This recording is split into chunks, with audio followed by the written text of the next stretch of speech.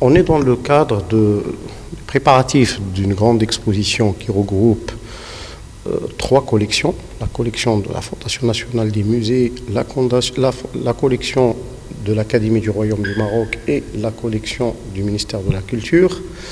Donc cette exposition essayera de retracer un peu le parcours de l'histoire de la création artistique marocaine. Comme ce que je disais tout à l'heure, depuis Ben Ali Erbati à nos jours, avec une centaine d'œuvres majeures de maîtres et une centaine d'œuvres importantes qui peuvent être considérées comme des jalons pour la création artistique marocaine.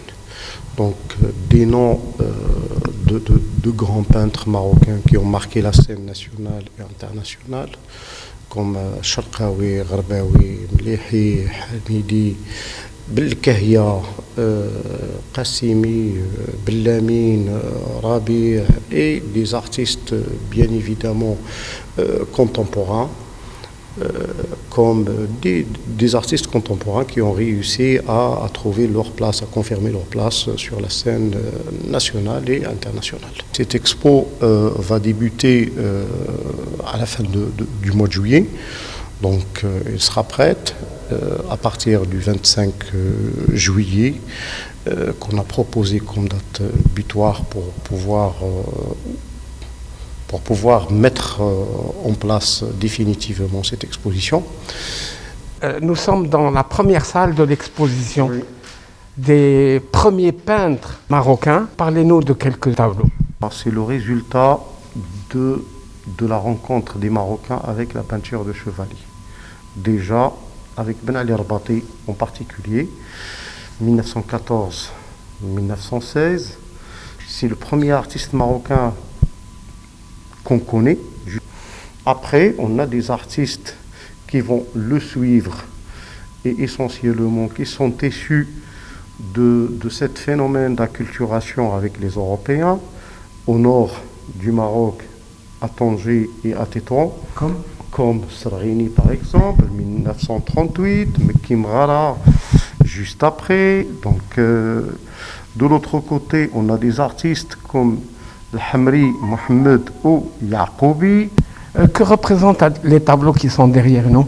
Alors, les œuvres qui sont derrière nous sont les œuvres de la première école académique installée au Maroc, l'école de Tétouan, à partir de 1945. L'école de Bertoucci, ce qu'on appelle l'école de Bertoucci, et les premiers Marocains qui vont partir pour se former dans le domaine artistique. Donc, on a Sraghini qui est juste derrière, on a Mlihi qui a fait cette école, on a Abdallah Al-Fakhar, on a Mekki Mghara, et on a d'autres artistes marocains qui vont partir pour se former ailleurs. Dans cette salle, au fait, on est à un moment particulier dans l'histoire de l'art au Maroc, durant les années 60, le retour des Marocains, la libération du Maroc, le retour du Marocain de l'extérieur, la naissance d'une intelligentsia marocaine, avec des fondements culturels, des recherches,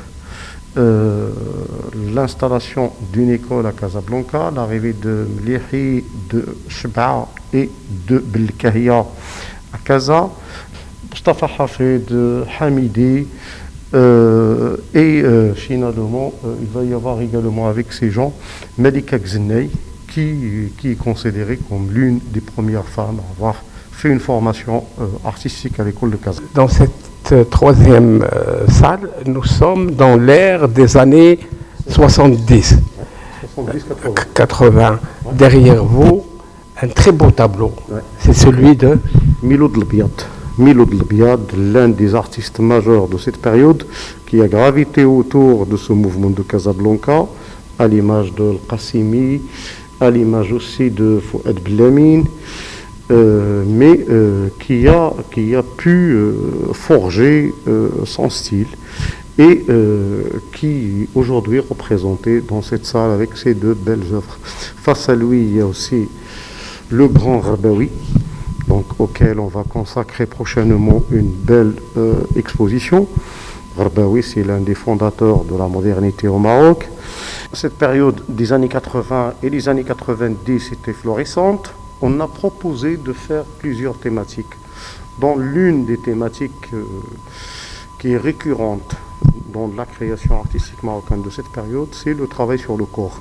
Le corps chez un artiste comme Qassimi, chez l'Amrani, chez un artiste comme Talal, ou un artiste comme Hassani, ou d'autres artistes qui sont moins connus. L'expression spontanée a eu également sa place dans cette expo, avec des artistes comme Shaibia, Talal, Fatima Hassan, Farouj, Mohamed Tabbal, Krifla, et finalement d'autres artistes qui ont travaillé sur une thématique plus ou moins, des autodidactes qui ont travaillé sur d'autres thématiques à l'issue de Abbas Saladi. Donc cette salle est dédiée à cet ensemble d'artistes.